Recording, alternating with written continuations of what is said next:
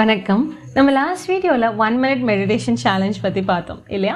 So அதுக்கு என்ன ஒரு டிப் கொடுக்கலாம் அப்படின்னு நினச்சேன்.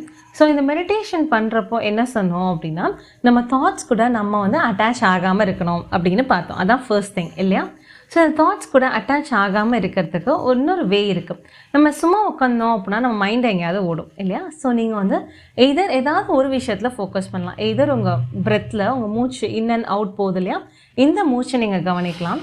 இல்லை நீங்கள் ரூமில் உட்காந்து மெடிடேட் பண்ணுறீங்க அப்படின்னா உங்களோட ஃபேன் சவுண்டு இல்லை ஏசி சவுண்டு அந்த மாதிரி ஏதாவது ஒரு சவுண்டில் கான்சென்ட்ரேட் பண்ணுங்கள். அப்படி இல்லைனா நீங்கள் இந்த மாதிரி ஓம் சாண்டிங்கோ இல்லை உங்களுக்கு என்ன பிடிச்சிருக்கோ அந்த மாதிரி ஏதாவது ஒரு மந்த்ரா சாண்டிங் போட்டு அதில் நீங்கள் கான்சென்ட்ரேட் பண்ணலாம். எப்போல்லாம் உங்கள் மைண்ட் அந்த சவுண்ட்லேருந்து வேற எங்கேயோ போதும், திரும்ப உங்கள் மைண்டை ஜென்டலாக அதுக்கே கொண்டு வாங்க.